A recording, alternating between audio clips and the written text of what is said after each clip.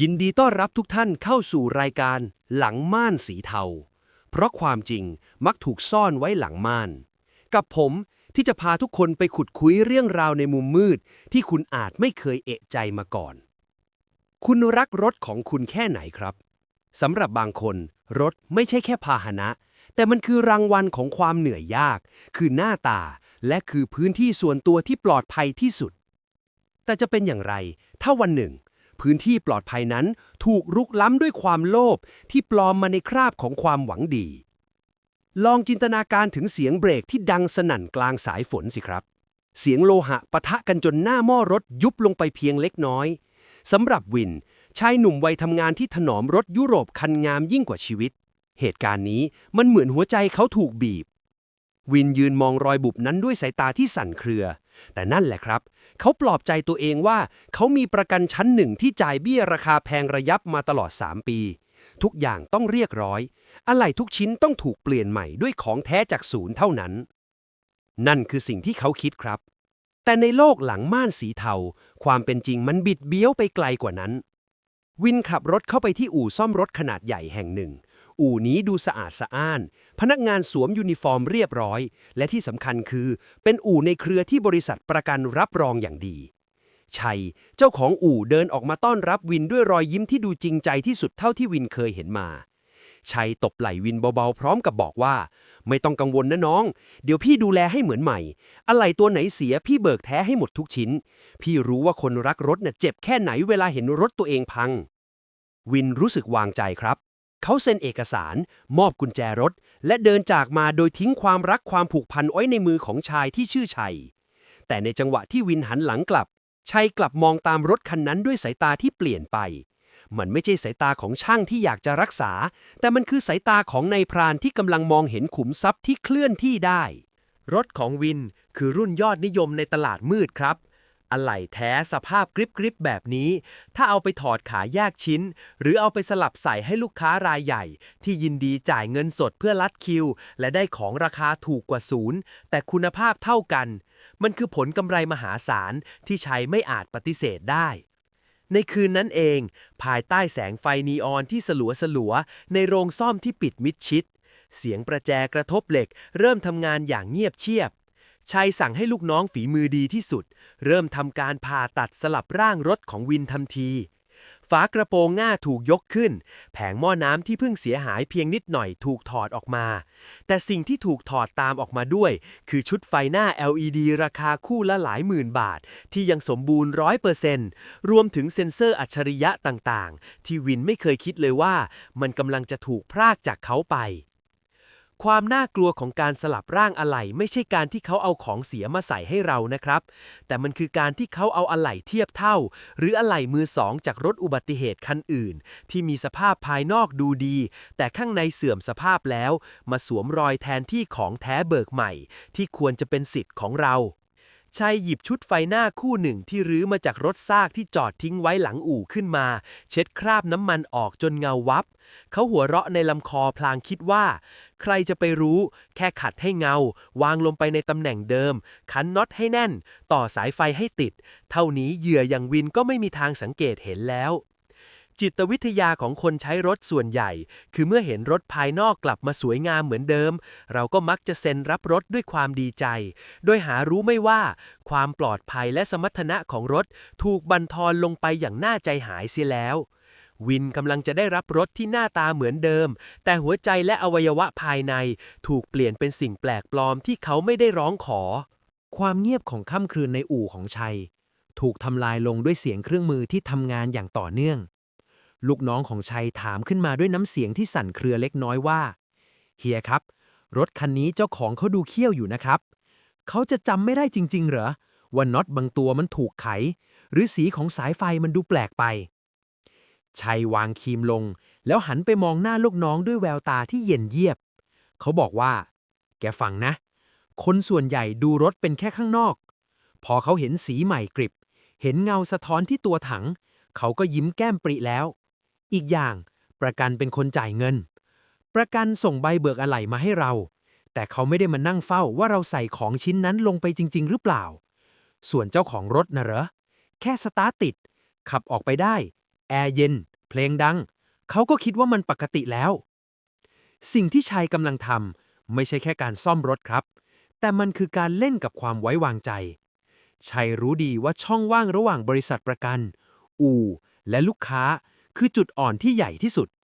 ประกันอยากจ่ายน้อยอู่อยากได้กำไรมากส่วนลูกค้าอยากได้รถเร็วและสภาพสวยงามเมื่อความต้องการทั้ง3ฝ่ายมาบรรจบกันในทางที่ผิดการทุจริตอะไหล่จึงกลายเป็นขบวนการที่ทำกันเป็นทอดๆอย่างมืออาชีพในขณะที่วินนอนหลับอยู่ที่บ้านเขาฝันถึงวันที่รถจะซ่อมเสร็จเขาคิดถึงกลิ่นเบาะหนังและความสมบูรณ์แบบของมันแต่ที่อู่ตอนนี้รถของวินกำลังถูกชำแหละลึกเข้าไปถึงชั้นของกล่องควบคุมระบบไฟฟ้าหรือที่ช่างเรียกว่ากล่อง ECU ชัยสั่งให้ถอดกล่องแท้ของวินออกแล้วเอาซากกล่องที่เคยผ่านการซ่อมลายวงจรมาแล้วใส่เข้าไปแทนที่การทำแบบนี้มันอันตรายมากครับเพราะกล่อง ECU คือสมองของรถถ้ามันรวนกลางทางขณะที่วิ่งด้วยความเร็วสูงชีวิตของคนขับก็แขวนอยู่บนเส้นได้ทันทีแต่สำหรับชัยชีวิตคนอื่นมีค่าน้อยกว่าตัวเลขในบัญชีธนาคารเสมอเขาพูดกับตัวเองว่าก็แค่ช่วยหมุนเวียนอะไหล่ให้มันคุ้มค่าที่สุดเท่านั้นเองเช้าวันรุ่งขึ้นวินตัดสินใจแวะเข้าไปที่อู่โดยไม่ได้นัดหมายเพราะเขาอยากจะเห็นความคืบหน้าและอยากถ่ายรูปเก็บไว้ดูตามประสาคนรักรถเมื่อวินเดินเข้าไปในโซนซ่อมชัยถึงกับสะดุ้งตัวโยนแต่ด้วยความเก๋าเกมเขาจึงรีบเดินเอาตัวเข้าบังช่วงหน้าของรถไว้พร้อมกับปั้นหน้ายิ้มแย้มต้อนรับอ้าวคุณวินมาได้ไงครับเนี่ยแหมรถน่ะคืบหน้าไปเยอะเลยครับผมเพิ่งสั่งอะไหล่แท้ชุดใหญ่มาลงเนี่ยดูสิกล่องพวกนั้นนะครับชัยชี้ไปที่กองกล่องเปล่าที่มีตราสัญลักษณ์ค่ายรถยนต์ติดอยู่ซึ่งจริงๆแล้วมันคือกล่องเปล่าที่เขาเก็บสะสมไว้เพื่อตบตาโดยเฉพาะวินมองไปที่รถของตัวเองเขาเห็นฝากระโปรงถูกเปิดค้างไว้และเห็นช่างกำลังทำอะไรบางอย่างขยุกขยิกอยู่ด้านในใจหนึ่งเขาก็รู้สึกเบาใจที่เห็นรถกำลังถูกซ่อมแต่อีกใจหนึ่งเขากลับรู้สึกถึงมวลอากาศแปลกๆในอู่แห่งนี้วินพยายามจะเดินเข้าไปดูใกล้ๆแต่ชัยกลับชวนคุยเรื่องอื่นเบี่ยงเบนความสนใจแล้วบอกว่าข้างในมันอันตรายครับคุณวินทั้งละอองสีทั้งคราบน้ำมันเดี๋ยวจะเปื้อนเสื้อผ้าเปล่าๆไปนั่งจิบกาแฟในห้องรับรองแอร์เย็นๆดีกว่าครับเดี๋ยวผมเอารูปความคืบหน้าให้ดูในมือถือในเสี้ยววินาทีที่วินกำลังจะเดินตามชัยไปสายตาของเขาดันเหลือไปเห็นชิ้นส่วนไฟหน้าคู่หนึ่งที่วางอยู่ที่มุมมืดหลังตู้เครื่องมือมันดูคุ้นตาอย่างประหลาดรอยขีดข่วนเล็กๆที่มุมไฟข้างขวาซึ่งเกิดจากหินกระเด็นใส่เมื่อเดือนก่อนวินจำมันได้ดีเพราะเขาเคยเอาผ้ามาเช็ดและตำหนิตัวเองที่ไม่ระวังวินหยุดชะงักฝีเท้าที่กำลังจะก้าวตามชัยไปแข็งทื่อเขาคิดในใจว่าถ้าไฟหน้าคู่ใหม่เบิกศูนย์ถูกสั่งมาแล้วจริงๆแล้วไฟหน้าคู่ที่มีรอยขีดข่วนของเขามันไปทำอะไรอยู่ตรงนั้นหรือว่าสิ่งที่เขากำลังเห็นตรงหน้าคือความจริงที่กำลังจะถูกซ่อนไว้หลังม่านสีเทาของอู่แห่งนี้ความสงสัยเริ่มก่อตัวเป็นพายุในใจของวินเขาจะเลือกเชื่อในคำพูดที่แสนหวานของชัยหรือจะเลือกเชื่อในสัญชาตญาณของตัวเองที่บอกว่ามีบางอย่างผิดปกติอย่างรุนแรงภายใต้ฝากระโปรงรถคันนี้แต่ก่อนที่วินจะได้อ้าปากถามอะไรออกไปเสียงโทรศัพท์ของเขาก็ดังขึ้นเป็นสายจากใครบางคนที่อาจจะทำให้เรื่องราวนี้ยิ่งซับซ้อนขึ้นไปอีกเรากลับมาขุดคุยกันต่อครับจากคราวที่แล้วที่วินยืนตัวแข็งทื่ออยู่กลางอู่ซ่อมรถสายตาของเขาจ้องไปที่โคมไฟหน้าที่มีรอยขีดข่วนจางๆซึ่งมันควรจะถูกทิ้งเป็นขยะไปแล้วหากมีการเปลี่ยนอะไหล่ใหม่ตามที่ตกลงไว้แต่ความสงสัยนั้นยังไม่ทันได้คลี่คลายเสียงโทรศัพท์ในกระเป๋าก็สั่นเตือนขึ้นมาเสียก่อนวินข่มความตื่นตระหนกและกดรับสายขณะที่สายตาของชัยเจ้าของอู่ยังคงจับจ้องเขาไม่วางตาเหมือนงูที่กำลังดูเหยื่อปลายสายเป็นน้ำเสียงแหบพร่าของชายคนหนึ่งที่วินไม่คุ้นเคยชายคนนั้นพูดสั้นๆแต่ทำเอาวินถึงกับขนลุกสู้เขาบอกว่าถ้าไม่อยากให้รถที่รักกลายเป็นซากเหล็กเคลื่อนที่ได้ให้รีบเดินออกมาจากตรงนั้นเดี๋ยวนี้แล้วไปเจอกันที่ร้านกาแฟเก่าๆท้ายซอยวินไม่ได้ตอบโต้อะไรเขาเพียงแค่พยักหน้าให้ชัยพลางอ้างว่ามีธุระด่วนเรื่องงานต้องรีบไปจัดการชัยยิ้มกว้างเป็นปกติแต่แววตาซ่อนความระแวงไว้มิดชิดเขาเดินมาส่งวินถึงหน้าอู่พร้อมกำชับว่าไม่ต้องห่วงนะน้องพี่จัดการให้เนียนกริบแน่นอนเมื่อวินมาถึงร้านกาแฟตามนัดเขาได้พบกับหนึ่ง ชายวัยกลางคนที่ดูทรุดโทรมและมีคราบน้ำมันฝังลึกอยู่ในซอกเล็บหนึ่งเคยเป็นหัวหน้าช่างที่อู่ของชัยมาก่อนแต่ถูกไล่ออกเพราะไม่ยอมทำตามคำสั่งที่ผิดจรรยาบรรณหนึ่งเริ่มเล่าความจริงที่น่าสะอิดสะเอียนให้วินฟังว่าสิ่งที่วินเห็นในอู่น่ะมันแค่ยอดภูเขาน้ำแข็งเพราะกระบวนการสลับร่างอะไหล่มันซับซ้อนกว่าที่คนนอกใจจินตนาการได้หนึ่งอธิบายว่าในอู่ของชัยจะมีระบบที่เรียกว่าตะกร้า3ใบใบแรกคืออะไหล่แท้เบิกศูนย์ที่บริษัทประกันอนุมัติเงินมาให้ใบที่2คืออะไหล่เทียบเท่าหรือของปลอมเกรด A ที่มีหน้าตาเหมือนของจริงจนแยกไม่ออกและใบที่3คืออะไหล่จากรถอุบัติเหตุคันอื่นที่ถูกแยกชิ้นส่วนขายวิธีการคือชัยจะเบิกเงินค่าอะไหล่แท้จากประกันเต็มจำนวนแต่จะเอาอะไหล่ในตะกร้าใบที่2หรือ3มาใส่ให้รถลูกค้าแทนส่วนอะไหล่แท้ที่เบิกมาน่ะหรือครับมันจะถูกนำไปขายต่อในตลาดมืดหรือไม่ก็นำไปใส่ให้กับลูกค้าระดับพิเศษที่ยอมจ่ายใต้โต๊ะเพื่อให้ได้ของแท้ในราคาที่ถูกกว่าปกติวินฟังแล้วรู้สึกเหมือนถูกตบหน้ากลางสารวัตรเขาถามหนึ่งด้วยเสียงสั่นเครือว่าแล้วทำไมประกันถึงไม่รู้เรื่องนี้เลยหนึ่งแค่หัวเราะแล้วตอบว่าประกันเขาก็ดูแค่เอกสารครับคุณวินใบเสร็จครบรูปถ่ายการเปลี่ยนอะไหล่มีให้เห็นแต่ใครจะไปรู้ว่ารูปที่ส่งให้ประกันดูน่ะมันคืออะไหล่ชิ้นที่ใส่เข้าไปจริงๆหรือเปล่าหรือช่างแค่เอาของใหม่มาวางทาบถ่ายรูปเสร็จก็ยกออกและเอาของเก่าใส่เข้าไปแทนการหลอกลวงแบบนี้มันทำกันเป็นอาชีพจนช่างพวกนี้มองว่ามันคือเรื่องปกติไปแล้วความเจ็บปวดที่สุดของวินไม่ใช่เรื่องเงินที่เสียไปแต่มันคือการที่เขารู้สึกว่าความไว้วางใจที่เขามีต่อวิชาชีพช่างถูกทำลายจนป่นปี้หนึ่งเตือนวินว่าอะไหล่ที่ชัยกำลังจะใส่ให้ในรถของเขานั้นมีชิ้นส่วนสำคัญอย่างหนึ่งที่ห้ามสลับเด็ดขาดนั่นคือชุดปั๊มเบรกและระบบช่วยหยุดรถอัตโนมัติเพราะมันคือความเป็นความตายแต่จากที่หนึ่งรู้มาชัยสั่งลูกน้องให้ถอดชุดปั๊มเบรกของวินไปขายให้ลูกค้าอีกรายเรียบร้อยแล้วและตอนนี้เขากำลังรออะไหล่เก่าจากซากรถคันอื่นมาสวมรอยแทนวินนั่งมองมือตัวเองที่สั่นเทาความโกรธแค้นเริ่มเปลี่ยนเป็นความหวาดกลัวเขาตระหนักได้ว่ารถคันที่เขารักกำลังจะกลายเป็นกับดักมรณะที่พร้อมจะพรากชีวิตเขาได้ทุกเมื่อหากเขาขับมันออกไปบนถนนพาร์ทนี้ทิ้งท้ายไว้ด้วยความจริงที่แสนโหดร้ายวินจะทำอย่างไรต่อไปเมื่อเขารู้แล้วว่าคนที่เขาฝากชีวิตไว้กลับเป็นคนที่จะหยิบยื่นความตายให้เขาเพื่อแลกกับเศษเงินเพียงไม่กี่หมื่นบาทความจริงที่วินได้รับรู้จากหนึ่งทำให้เขานอนไม่หลับตลอดทั้งคืนภาพของชิ้นส่วนรถยนต์ที่ถูกชำแหละและสลับที่ไปมาเหมือนการเล่นตลกวนเวียนอยู่ในหัวเขาเริ่มเข้าใจแล้วว่าโลกหลังม่านสีเทานี้ไม่มีคำว่าพี่น้องหรือความจริงใจมีเพียงผลประโยชน์ที่ขูดรีดจากความไม่รู้ของผู้บริโภคเช้าวันต่อมาวินตัดสินใจที่จะไม่เป็นเหยื่ออีกต่อไปเขาวางแผนจะกลับไปที่อู่อีกครั้งแต่ครั้งนี้เขาจะไม่ไกลตัวเปล่าเขาจะไปพร้อมกับความรู้ที่หนึ่งมอบให้เพื่อกระชากหน้ากากของชัยออกมาเมื่อวินไปถึงอู่บรรยากาศดูเคร่งเครียดกว่าปกติช่างหลายคนเดินกันขวักไขว่วินแซงทำเป็นใจเย็นเดินเข้าไปทักทายชัยเหมือนเดิมแต่ครั้งนี้เขาสังเกตเห็นรายละเอียดที่เปลี่ยนไปเขาเห็นกล่องกระดาษสีน้ำตาลที่ดูเก่าและมีรอยคราบน้ำมันวางอยู่ข้างรถของเขาซึ่งดูไม่เหมือนกล่องอะไหล่ใหม่ที่เบิกจากศูนย์เลยสักนิดวินแอบหยิบโทรศัพท์ขึ้นมาบันทึกวิดีโอในจังหวะที่ชัยเผลอเขาเริ่มเห็นช่างกำลังประกอบชุดระบบบังคับเลี้ยวที่ดูหมองคล้ำและมีรอยสนิมบางๆตรงขั้วต่อวินแกล้งถามชัยว่าพี่ครับผมเช็คในแอปพลิเคชันของบริษัทประกันเห็นว่าสถานะการเบิกอะไหล่ชุดปั๊มเบรกมันเรียบร้อยแล้วผมขอดูตัวจริงหน่อยได้ไหมครับว่าหน้าตามันเป็นยังไงผมอยากศึกษาไว้นะครับชัยชะหนักไปเล็กน้อยรอยยิ้มที่เคยดูใจดีเริ่มบิดเบี้ยวขึ้นเขาตอบกลับด้วยน้ำเสียงที่เริ่มหงุดหงิดว่าโอ้ยคุณวินจะดูไปทำไมครับช่างเขาใส่เข้าไปเรียบร้อยแล้วเนี่ยงานมันละเอียดอ่อนนะครับถ้าไปรื้อดูตอนนี้เดี๋ยวระบบมันจะรวนเอาเชื่อใจพี่เถอะพี่ไม่ทำเสียชื่อหรอกคำว่าเชื่อใจพี่เถอะมันเหมือนเป็นคำแสลงใจที่ทำให้วินเกือบจะหลุดตะโกนออกมาเขาพยายามควบคุมอารมณ์และเดินไปที่ท้ายรถแสร้งทำเป็นตรวจดูสีผิวตัวถังแต่ความจริงแล้วเขากำลังมองหาจุดตายที่หนึ่งบอกไว้นั่นคือรหัสตัวเลขที่สลักไว้บนอะไหล่ชิ้นสำคัญซึ่งปกติแล้วของแท้เบิกใหม่จะต้องมีรหัสที่ตรงกับใบกำกับภาษี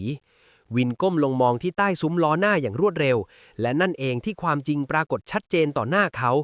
รหัสที่สลักอยู่บนชุดบังคับเลี้ยวไม่ใช่รหัสของรถรุ่นเขาแต่มันคือรหัสของรถรุ่นเก่ากว่าเกือบ5 ปี ความร้ายกาจของชัยไม่ใช่แค่การสลับของปลอมนะครับ แต่มันคือการเอาของเก่ารุ่นอื่นมาดัดแปลงให้ใส่กันได้ ซึ่งมันเสี่ยงมากต่อการเกิดอุบัติเหตุขณะเลี้ยวโค้ง วินรู้สึกเย็นหวาไปถึงสันหลัง เขาเริ่มเข้าใจแล้วว่าทำไมหนึ่งถึงบอกว่ารถคันนี้คือซากเหล็กเคลื่อนที่ได้ ในจังหวะนั้นเองชัยเดินเข้ามาประชิดตัววินจากทางด้านหลัง แล้วถามด้วยน้ำเสียงเย็นๆว่า คุณวินก้มดูอะไรอยู่ครับ มีปัญหาตรงไหนหรือเปล่า วินหันกลับมาประชันหน้ากับชัย หัวใจของเขาเต้นรัวเหมือนกลองรบ เขาตัดสินใจลองเชิงด้วยการถามถึงอะไหล่ที่เขาเห็นหลังตู้เครื่องมือเมื่อวาน พี่ครับ แล้วไฟหน้าคู่เก่าของผมที่วางอยู่ตรงนู้นล่ะ พี่จะเอาไปทำอะไรเหรอครับ ชัยนิ่งไปชั่วอึดใจ แววตาที่เคยนิ่งสงบกลับวาวโรดด้วยความโกรธที่ถูกจับผิด เขาเริ่มเดินต้อนวินให้ถอยห่างจากตัวรถเข้าไปในพื้นที่อับสายตาของอู่ สถานการณ์เริ่มตึงเครียดขึ้นเรื่อยๆ ช่างคนอื่นๆในอู่เริ่มหยุดมือและหันมามองที่ทั้งคู่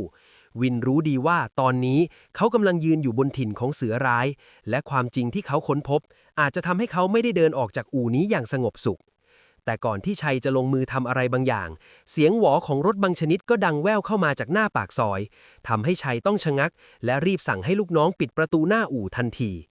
ความลับที่ถูกซ่อนไว้หลังม่านกำลังจะถูกเปิดเผย หรือมันจะถูกฝังลึกไปพร้อมกับวินในอู่นี้กันแน่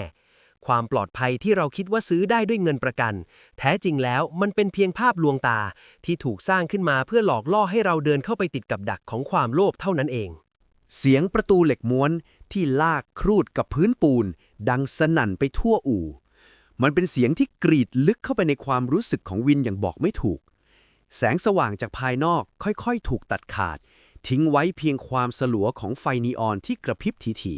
ๆชัยยืนประจันหน้ากับวินอยู่ตรงนั้น ท่ามกลางซากเหล็กและกลิ่นน้ำมันเครื่องที่ฟุ้งกระจาย ชัยไม่ได้ยิ้มเหมือนทุกครั้งแล้วครับ แววตาของเขาตอนนี้มันเต็มไปด้วยความแข็งกร้าวและการข่มขู่ เขาถามวินซ้ำอีกครั้งด้วยน้ำเสียงที่ต่ำและเย็นเยียบว่า คุณวินจะรีบไปไหนครับ เรายังคุยเรื่องอะไหล่กันไม่จบเลยไม่ใช่เหรอ วินพยายามคุมลมหายใจให้เป็นปกติที่สุดเท่าที่จะทำได้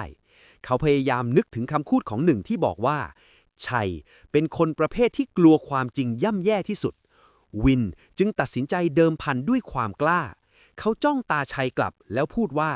พี่ชัยครับผมไม่ได้อยากมีปัญหาแต่รหัสบนชุดควบคุมที่ผมเห็นเมื่อกี้มันไม่ใช่ของรถผมและไฟหน้าที่วางอยู่ตรงนั้นมันก็คือของเก่าที่ผมควรจะได้คืนถ้าพี่เปลี่ยนของใหม่ให้ผมจริงๆพี่ทำแบบนี้กับลูกค้ามากี่คนแล้วครับและที่สำคัญพี่ทำแบบนี้โดยที่บริษัทประกันไม่รู้หรือจริงๆแล้วพวกเขารู้เห็นเป็นใจกับพี่ด้วยคำถามนี้เหมือนไปกระตุกหนวดเสือครับชัยแค่นหัวเราะออกมาอย่างบ้าคลั่งเขาบอกว่าคุณวินคุณมันโลกสวยเกินไปคุณคิดว่าเบี้ยประกันที่คุณจ่ายปีละไม่กี่หมื่นมันจะเนรมิตอะไหล่เบิกศูนย์ราคาหลักแสนให้คุณได้ทุกชิ้นจริงๆเหรอโลกนี้มันไม่มีของฟรีหรอกบริษัทประกันเขาก็บีบราคากับอู่เขาก็ต้องดิ้นรนหาทางรอดสิ่งที่ผมทำน่ะมันคือการประนีประนอมที่สวยงามที่สุดแล้วรถคุณขับได้สีคุณสวยทุกคนแฮปปี้แล้วคุณจะขุดคุ้ยหาซากอะไรขึ้นมาอีกล่ะ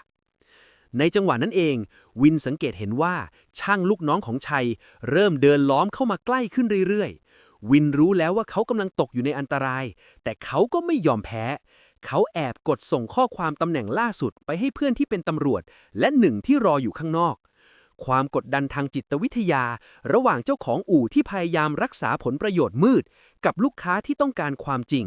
มันตึงเครียดจนเหมือนอากาศในอู่จะระเบิดออกมาได้ทุกเมื่อชัยเริ่มเดินเข้ามาใกล้ขึ้นเรื่อยๆพลางบอกว่าคุณวินครับแค่เซ็นรับรถไปแล้วลืมทุกอย่างที่เห็นซะชีวิตคุณจะง่ายขึ้นเยอะอย่าหาเรื่องใส่ตัวเลยเงินทองมันหาใหม่ได้แต่ชีวิตคนเรามันสั้นนะคุณวินถอยหลังไปจนติดกับรถของตัวเองที่ตอนนี้สภาพภายนอกดูสวยหรูแต่ภายในเต็มไปด้วยสิ่งแปลกปลอมเขาเริ่มเข้าใจแล้วว่าการสลับร่างอะไหล่มันไม่ใช่แค่เรื่องของการประหยัดต้นทุนแต่มันคืออาชญากรรมที่วางแผนมาอย่างเป็นระบบโดยมีชีวิตของลูกค้าเป็นเครื่องเดิมพันความเงียบเข้าปกคลุมอู่อีกครั้งมีเพียงเสียงพัดลมระบายอากาศที่หมุนเอื่อยๆวินตัดสินใจครั้งสุดท้ายเขาจะยอมสยบต่ออำนาจมืดนี้หรือจะสู้เพื่อให้ความจริงปรากฏออกมาแม้ว่าเขาจะต้องเผชิญหน้ากับกลุ่มคนที่ไม่มีอะไรจะเสีย ทันใดนั้นเสียงเคาะประตูเหล็กม้วนจากภายนอกก็ดังขึ้นอย่างหนักหน่วงและต่อเนื่องพร้อมเสียงตะโกนที่ทำเอาชัยถึงกับหน้าถอดสีเสียงตะโกนจากหน้าอู่คือเสียงของพนักงานตรวจสอบอุบัติเหตุจากบริษัทประกันคนหนึ่งที่วินจำได้ดี เขาชื่อเอกซึ่งเป็นคนที่มาทำเรื่องเคลมให้วินตั้งแต่วันแรกที่เกิดอุบัติเหตุ แต่สิ่งที่ทำให้ชัยถึงกับนิ่งงันไป คือการที่เอกไม่ได้มาคนเดียว เขามีเจ้าหน้าที่จากหน่วยงานคุ้มครองผู้บริโภคมาด้วยชัยรีบหันไปสั่งลูกน้องให้เอาผ้าคลุมรถของวินไว้และพยายามซ่อนอะไหล่ที่กระจัดกระจายอยู่ให้เร็วที่สุดแต่ความโกลาหลนั้นมันช้าเกินไปสำหรับความจริงที่เริ่มปริแตกออกมาวินอาศัยจังหวะที่ทุกคนกำลังพะวักพะวนรีบเดินไปเปิดประตูเล็กด้านข้างเพื่อรับเอกและเจ้าหน้าที่เข้ามาเมื่อประตูเปิดออกแสงสว่างจากภายนอกสาดส่องเข้ามาเห็นสภาพอู่ที่ดูเหมือนโรงเชือดรถมากกว่าสถานซ่อมมาตรฐานเอกเดินเข้ามาด้วยใบหน้าที่เรียบเฉยแต่แววตากลับเต็มไปด้วยความผิดหวังเขาหันไปมองม่าชัยแล้วพูดว่าพี่ชัยผมเตือนพี่หลายครั้งแล้วนะว่าอย่าทำแบบนี้พี่กำลังทำให้ระบบประกันภัยทั้งระบบเสียชื่อเสียงแต่วินกลับรู้สึกสังหรณ์ใจแปลกๆครับท่าทางของเอกดูเหมือนคนที่รู้เรื่องนี้มานานแล้วแต่เพิ่งจะเลือกมาจัดการตอนนี้วินมองไปที่การโต้ตอบระหว่างเอกกับชัยเขาเห็นแววตาที่สื่อสารกันบางอย่างที่มากกว่าแค่คนรู้จักกันมันคือสายตาของคนที่เคยร่วมลงเรือลำเดียวกันมาก่อนวินเริ่มฉุกคิดถึงคำพูดของหนึ่งที่ว่าประกันเขาดูแค่เอกสารหรือจริงๆแล้วคนตรวจสภาพรถอย่างเอกนี่แหละที่เป็นคนคอยเซ็นอนุมัติให้การสลับอะไหล่เหล่านี้ผ่านไปได้โดยไม่มีใครสงสัยความจริงที่ซ้อนทับกันหลายชั้นเริ่มทำให้วินรู้สึกสะอิดสะเอียนขบวนการสลับร่างอะไหล่มันไม่ได้จบแค่ที่อู่แต่มันอาจจะลามไปถึงพนักงานในบริษัทประกันที่คอยกินหัวคิวและปิดหูปิดตาให้กันและกันชัยที่เห็นว่าสถานการณ์เริ่มแย่จึงเปลี่ยนท่าทีจากการข่มขู่มาเป็นการเจรจาเขาเดินไปกระซิบกับเอกบางอย่างก่อนที่เอกจะหันมาบอกวินว่าคุณวินครับใจเย็นๆนะครับเรื่องนี้อาจจะเป็นความเข้าใจผิดของช่างหน้างานเดี๋ยวทางบริษัทจะดำเนินการเปลี่ยนอู่ให้และจะตรวจสอบอะไหล่ทุกชิ้นใหม่อีกครั้งเพื่อความสบายใจของคุณคำพูดที่ดูเหมือนจะรับผิดชอบของเอกกลับฟังดูเหมือนการพยายามปิดปากเรื่องราวให้จบลงในที่ลับวินถามออกไปตรงๆว่าแล้วรถคันอื่นล่ะครับอะไหล่ที่ถูกถอดออกไปจากรถผมตอนนี้ไปอยู่ที่ไหนและที่สำคัญที่สุดใครจะเป็นคนรับประกันว่าถ้าผมขับรถคันนี้ออกไปแล้วเบรกจะไม่แตกหรือพวงมาลัยจะไม่ล็อกกลางทางเจ้าหน้าที่หน่วยงานคุ้มครองผู้บริโภคเริ่มเดินสำรวจและถ่ายรูปหลักฐานรหัสอะไหล่ที่วินชี้ให้ดูซึ่งมันชัดเจนว่าเป็นการเอาอะไหล่จากรถคันอื่นที่มีรหัสเครื่องยนต์ต่างกันมาใส่ให้จริงๆในระหว่างที่ความวุ่นวายกำลังดำเนินไปวินแอบเห็นชัยเดินเลี่ยงไปที่ห้องทำงานด้านหลังและพยายามทำลายเอกสารบางอย่างวินไม่รอช้าเขาเดินตามไปเงียบๆจนถึงหน้าห้องและนั่นคือตอนที่เขาได้ยินบทสนทนาทางโทรศัพท์ของชัยที่ทำให้เขารู้ว่าเรื่องนี้มันใหญ่กว่าแค่อู่ซ่อมรถแห่งนี้แต่มันเชื่อมโยงไปถึงโกดังตัดรถขนาดใหญ่ที่เป็นแหล่งซัพพลายอะไหล่สลับร่างให้กับอู่เกือบทั่วประเทศความลับที่ถูกซ่อนไว้หลังม่านกำลังขยายวงกว้างออกไปสู่เครือข่ายมืดที่ทรงอิทธิพลวินรู้แล้วว่าเขากำลังเดินเข้าหาพายุลูกใหญ่ที่อาจจะพัดถล่มชีวิตเขาได้ทุกเมื่อแต่การถอยกลับตอนนี้ไม่ใช่ทางเลือกอีกต่อไปเพราะสิ่งที่เขาถืออยู่ในมือตอนนี้ไม่ใช่แค่เรื่องของรถยนต์แต่มันคือหลักฐานของการคดโกงที่ทำลายชีวิตผู้คนมานับไม่ถ้วนวินจะจัดการกับความจริงที่แสนสกปรกนี้อย่างไรเมื่อคนที่ควรจะปกป้องผลประโยชน์ของเขาอย่างพนักงานประกันกลับเป็นหนึ่งในผู้ร่วมขบวนการและโกดังตัดรถที่ชัยพูดถึงนั้นซ่อนความลับอะไรที่น่ากลัวกว่าการสลับอะไหล่ไว้อีกกันแน่เสียงกระซิบของชัยในห้องทำงานมืดๆนั้นมันกรีดลึกเข้าไปในความรู้สึกของวินอย่างบอกไม่ถูกครับท่ามกลางเสียงเอะอะโวยวายข้างนอกจากการเข้าตรวจสอบของเจ้าหน้าที่แต่หลังม่านสีเทาในห้องพักช่างชัยกลับกำลังพูดสายกับใครบางคนด้วยน้ำเสียงที่สั่นเครือแต่แฝงด้วยความยำเกรงเขาพูดถึงโกดังแถวชานเมืองและย้ำซ้ำๆว่าต้องรีบย้ายของออกไปให้หมดก่อนที่เรื่องจะบานปลาย วินแนบหูฟังกับประตูไม้เก่าๆหัวใจเขาเต้นแรงจนแทบจะหลุดออกมาข้างนอกเขาได้ยินคำว่า รถตัด และอะไหล่สวมสิทธิ์ซึ่งเป็นคำศัพท์ที่คนนอกอย่างเขาไม่เคยเข้าใจจนกระทั่งวันนี้ วันที่เขาตระหนักว่า รถของเขาไม่ได้ถูกแค่สลับอะไหล่แต่มันกำลังถูกเปลี่ยนให้เป็นส่วนหนึ่งของขบวนการฟอกขาวอาชญากรรม วินรีบถอยห่างจากประตูเมื่อได้ยินเสียงฝีเท้าของชัยที่กำลังจะเดินออกมา เขาทำทีเป็นเดินไปคุยกับเอกพนักงานประกันที่ตอนนี้ดูเหมือนจะพยายามทำตัวเป็นคนดีด้วยการช่วยเจ้าหน้าที่ตรวจสอบเอกสาร วินมองหน้าเอกแล้วถามด้วยน้ำเสียงนิ่งๆว่าพี่เอกครับพี่เคยได้ยินชื่อโกดังท้ายหมู่บ้านจัดสรรเก่าแถวลำลูกกาไหมครับพอวินพูดจบเขาเห็นชัดเจนเลยว่าสีหน้าของเอกเปลี่ยนไปเพียงเสี้ยววินาทีมันคือแววตาของคนที่ถูกแทงใจดำเอกพยายามปรับสีหน้าให้เป็นปกติแล้วตอบบ่ายเบี่ยงว่าอ๋อแถวนั้นมันมีโกดังเยอะครับคุณวินผมจำไม่ได้หรอกแต่ความจริงคือเอกรู้ดีว่านั่นคือแหล่งกบดานใหญ่ที่รวบรวมอะไหล่จากการโจรกรรมและรถอุบัติเหตุหนักมาพักไว้เพื่อรอการชำแหละจิตวิทยาของขบวนการนี้มันน่ากลัวตรงที่เขาไม่ได้มองว่าเราเป็นลูกค้าครับแต่มองว่าเราคือถังขยะที่เคลื่อนที่ได้เขาเอาขยะจากรถคันอื่นมาทิ้งไว้ในรถเราแล้วเอาของดีจากเราไปขายต่อเป็นทอดๆวินเริ่มเข้าใจแล้วว่าทำไมหนึ่งช่างที่ถูกไล่ออกถึงเตือนเขานักหนาว่าอย่าขับรถคันนี้ออกไปเพราะนอกจากอะไหล่จะห่วยแล้วมันอาจจะมีประวัติมืดติดมาด้วยถ้าวันดีคืนดีตำรวจตรวจพบว่าเครื่องยนต์หรืออะไหล่ชิ้นสำคัญในรถเรามาจากรถที่ถูกขโมยมาคนที่จะซวยคนแรกไม่ใช่ชัยหรือเอกแต่คือเจ้าของรถอย่างวินนั่นเองในขณะที่เจ้าหน้าที่กำลังง่วมกับการจดบันทึกวินตัดสินใจแอบเดินเลี่ยงออกไปทางหลังอู่เขาเห็นรถกระบะคันหนึ่งกำลังขับออกไปอย่างเร่งรีบบนกระบะหลังมีผ้าใบสีดำคลุมไว้อย่างมิดชิดแต่มันก็ไม่พ้นสายตาของวินที่เหลือบไปเห็นขอบเหล็กของกันชนหน้าที่มีสีเดียวกับรถของเขาไม่มีผิดเพี้ยนวินไม่รอช้าเขาคว้ากุญแจรถสำรองที่ติดตัวไว้แล้ววิ่งไปขึ้นรถเพื่อนที่จอดรออยู่ข้างนอกการไล่ล่าตามหาความจริงเริ่มต้นขึ้นบนถนนที่เต็มไปด้วยฝุ่นและควันสีเทาวินขับตามรถกระบะคันนั้นไปอย่างเงียบเชียบทิ้งเบื้องหลังที่เป็นอู่ซ่อมรถที่กำลังพังทลายไว้ข้างหลังแต่สิ่งที่รอเขาอยู่ข้างหน้าอาจจะน่ากลัวกว่าหลายเท่าตัวรถกระบะคันนั้นเลี้ยวเข้าไปในซอยเปลี่ยวที่สองข้างทางเต็มไปด้วยพงหญ้าจนกระทั่งหยุดลงหน้ากำแพงสังกะสีสูงลิ่วที่มีป้ายเขียนว่าห้ามเข้าก่อนได้รับอนุญาตวินดับเครื่องยนต์และซุ่มมองอยู่ห่างๆเขาเห็นชายชะกันหลายคนช่วยกันยกลังไม้ขนาดใหญ่ลงจากรถและหนึ่งในนั้นคือชัยที่ตามมาสมทบด้วยรถส่วนตัวชัยดูโกรธจัดแล้วเดินเข้าไปตบหน้าลูกน้องคนหนึ่งพร้อมตะโกนด่าว่าทำงานพลาดจนเรื่องถึงหูประกัน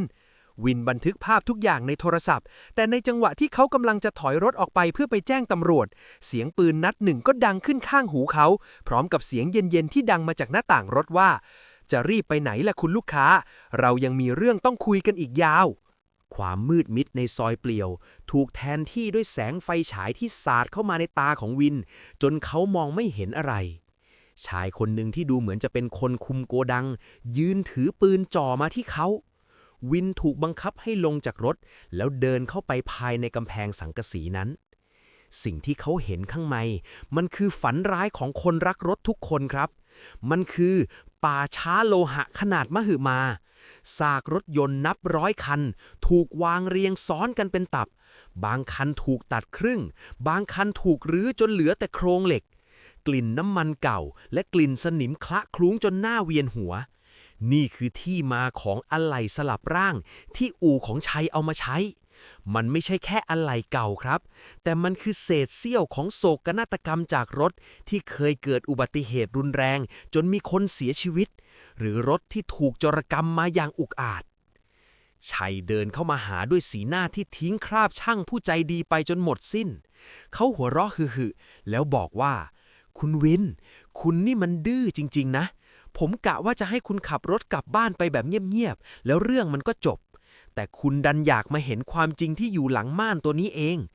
คุณรู้ไหมว่าอะไหล่ที่อยู่ในรถคุณตอนนี้มาจากไหนเขาชี้ไปที่ซากรถยุโรปคันหนึ่งที่ยับเยินจนจำสภาพเดิมไม่ได้แล้วพูดต่อว่านี่ไง เจ้าของรถคันนี้เสียชีวิตคาที่ ระบบเบรกและเซ็นเซอร์มันยังใช้ได้ ผมก็แค่ถอดมันมาใส่ให้คุณ เพื่อเอาของใหม่ของคุณไปขายต่อให้คนที่มีเงินจ่ายมากกว่าคุณ นี่คือธุรกิจครับ ไม่ใช่การกุศล วินรู้สึกคลื่นไส้อย่างรุนแรง เมื่อเขารู้ว่าตัวเองกำลังขับขี่อยู่บนความตายของผู้อื่น ความซับซ้อนของจิตวิทยาคนทำผิด คือเขาไม่ได้รู้สึกผิดครับ แต่มันคือความภาคภูมิใจในความฉลาดแกมโกงของตัวเองชัยและเครือข่ายนี้มองว่าการหลอกลวงคือศิลปะ และลูกค้าคือเหยื่อที่โง่เขลาวินพยายามตั้งสติแล้วถามออกไปว่า แล้วพี่เอกล่ะ เขาได้อะไรจากเรื่องนี้ชัยตอบกลับมาอย่างไม่ใยดีว่า เอกเหรอ รายนั้นก็ได้ค่าปิดปากและส่วนแบ่งจากการขายอะไหล่แท้ไง ทุกคนในวงจรนี้มีค่าตัวทั้งนั้นแหละ ยกเว้นคุณที่ต้องจ่ายเงินประกันราคาแพงเพื่อมาเป็นส่วนหนึ่งของป่าช้าแห่งนี้ ในระหว่างที่ชัยกำลังพล่ามถึงความยิ่งใหญ่ของเครือข่ายวินสังเกตเห็นว่าในโกดังนี้มีรถที่กำลังถูกพ่นสีใหม่เพื่อเตรียมส่งมอบให้ลูกค้าอีกหลายราย ในนั้นมีรถที่หน้าตาเหมือนรถของเพื่อนบ้านเขาที่หายไปเมื่อสัปดาห์ก่อนวินรู้แล้วว่านี่ไม่ใช่แค่การลวงเปลียงอะไหล่แต่มันคือศูนย์กลางอาชญากรรมขนาดใหญ่ที่กัดกินความปลอดภัยของคนในสังคมเขาแอบเปิดระบบนำทางและส่งสัญญาณฉุกเฉินผ่านนาฬิกาอัจฉริยะที่เขาสวมอยู่แม้ความหวังจะริบหรี่แต่เขาก็จะไม่ยอมตายอยู่ที่นี่โดยที่ความจริงยังถูกซ่อนไว้ทันใดนั้นเสียงสุนัขเห่าดังลั่นจากหน้าโกดังตามมาด้วยเสียงเบรกของรถหลายคันที่พุ่งเข้ามาอย่างรวดเร็วชัยหน้าถอดสีแล้วสั่งให้ลูกน้องจัดการวินทันทีแต่ก่อนที่ใครจะเข้าถึงตัวเขา